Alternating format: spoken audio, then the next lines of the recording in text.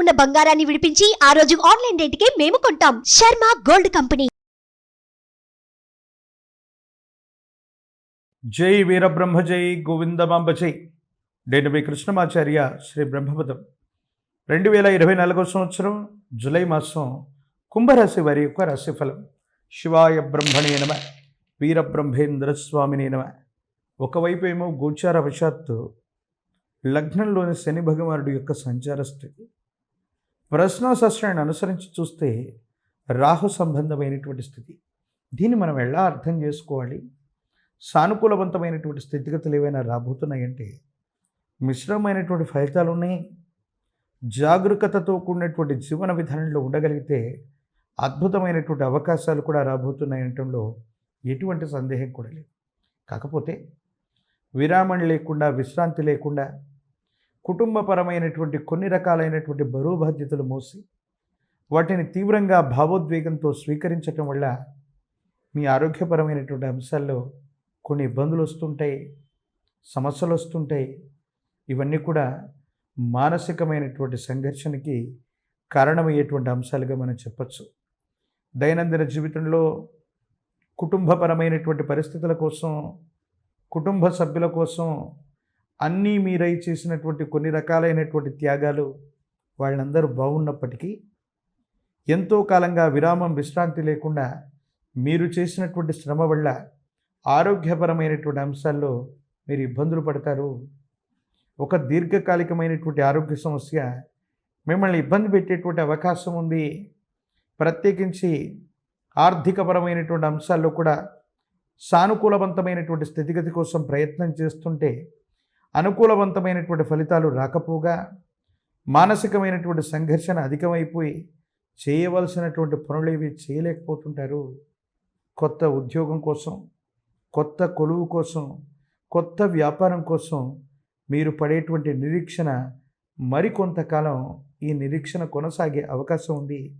మీకు తగ్గ ఉద్యోగం లభించకపోవటమో, మీకు తగ్గ అనుకూలవంతమైనటువంటి స్థితిగతి రాకపోవటం, ఎంత ప్రయత్నం చేస్తున్నా జీవన గమనంలో ఎందుకో ఓ కష్టం అన్నటువంటిది పరిష్కారం లేనటువంటి సమస్యగా మీరు భావన చేస్తారు.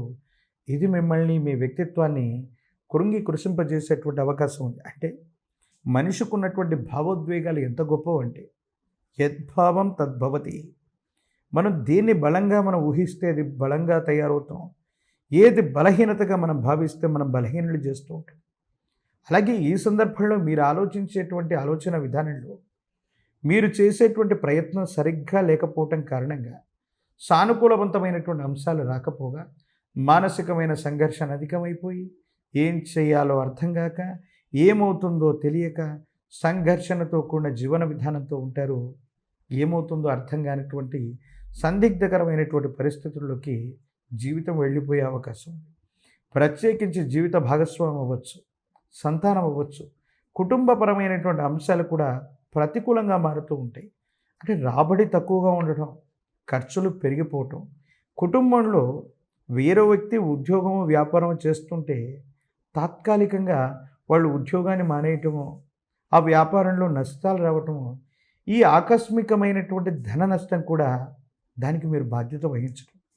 ఇన్ని విపత్కరమైనటువంటి సమస్యలు ఒక్కసారిగా ఏర్పడటం వల్ల మీరు ధైర్యాన్ని కోల్పోతారు, సహనాన్ని కోల్పోతారు. ఏం చేయాలో అర్థం కానటువంటి సందిగ్ధకరమైన స్థితిగతికి వచ్చి ఇంకేమీ చేయలేకపోతున్నాం. సంఘర్షణతో కూడిన జీవన విధానం వల్ల మన జీవన గమనం మొత్తం కూడా ఇబ్బందికరంగా ఉందని మీరు అనుకుంటుంటారు. అందుకే చెప్తున్నాను, యద్భావం తద్భవతి.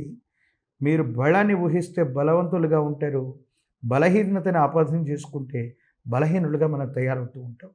ఇలాంటి సందర్భంలోనే యోచన చేయటం, కొన్ని మొండి వైఖరులను వదిలించుకోవటం, మళ్ళీ మొండి ధైర్యంతో ప్రయత్నాన్ని కొనసాగించటం వల్ల ఒక ముఖ్యమైనటువంటి స్నేహితుడు, ఒక వ్యక్తి వల్ల ఒక అవకాశం వస్తుంది.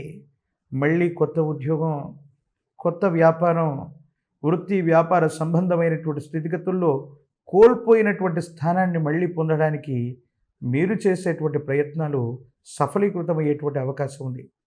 ప్రత్యేకించి ఆర్థికపరమైనటువంటి అంశాలు, ఆరోగ్యపరమైనటువంటి స్థితిగతులు, మానసికమైనటువంటి సంఘర్షణలు ఈ మూడిటి మధ్యనే ఈ మాసం మొత్తం కూడా నడుస్తుంది. కాబట్టి భావోద్వేగపూరితమైనటువంటి చర్యల పట్ల జాగ్రత్తగా ఉండండి.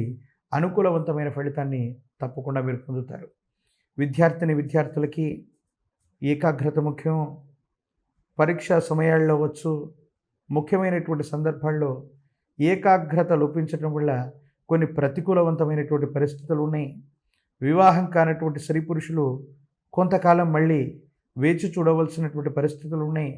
రాజకీయపరమైనటువంటి రంగాల్లో ఉన్న వాళ్ళకి, ప్రజా సంబంధమైనటువంటి పదవుల్లో ఉన్నటువంటి వాళ్ళకి కొంతకాలం నిరీక్షణ మాత్రం తప్పేటట్లు లేదు. ఏది ఏమైనా ఇది ప్రతికూలవంతమైనటువంటి గ్రహగతులుగా మీరు భావన చేస్తూ ఉన్నా ఇది సానుకూలవంతమైనటువంటి అంశాలతో నిండినటువంటి మాసమే. మీరు తీసుకునేటువంటి నిర్ణయాలే ఇది అనుకూలంగానూ ప్రతికూలంగానూ మార్చేటువంటి అవకాశం ఉంది. కాబట్టి సానుకూలవంతమైనటువంటి స్థితిగతుల్లో ప్రయత్నం చేయండి. యోగదాయకమైనటువంటి ఫలితం తప్పకుండా వచ్చేటువంటి అవకాశం ఉంది. ప్రత్యేకించి ఏలినాటి శని లాంటి తీక్షణమైనటువంటి ఘడియలు నడుస్తూ ఉన్నప్పుడు హనుమంతుల వారు ఆంజనేయ స్వామి వారికి సంబంధించినటువంటి చాలీసా అవ్వచ్చు, హనుమంతుల వారికి సంబంధించిన స్తోత్రాలను చదువుకుంటున్న యోగదాయకమవుతుంది. స్వామివారి యొక్క విశేషవంతమైనటువంటి గంగ సింధూరం లేదా చందనాన్ని అనునిత్యం కూడా ధరింపజేసుకునేటువంటి ప్రయత్నం చేయండి. మరిన్ని యోగదాయకమైన ఫలితాలని మీరు పొందుతారు. ప్రత్యేకించి మీరు పూజించేటువంటి గ్రామదేవత, మీ కుటుంబానికి సంబంధించిన మూలమైనటువంటి ఇలవేల్పు దేవతా స్వరూపాలు. ఇలవేల్పు యొక్క కరుణ ఉంటే ఎన్ని విపత్కరమైనటువంటి సమస్యలు రావచ్చునుగాక వాటి నుండి కూడా ఇలవేల్పు గట్టెక్కించేటువంటి అవకాశం ఉందని పెద్దలు చెప్తూ ఉంటారు. కాబట్టి ఇలవేల్పుకు సంబంధించినటువంటి మొక్కులు, ఇలవేల్పు దేవతా స్వరూపాల యొక్క ఆరాధన కూడా మీ దైనందిన జీవితంలో సానుకూలవంతమైనటువంటి ఫలితాలకి తప్పకుండా కారణమయ్యేటువంటి అవకాశం ఉంది.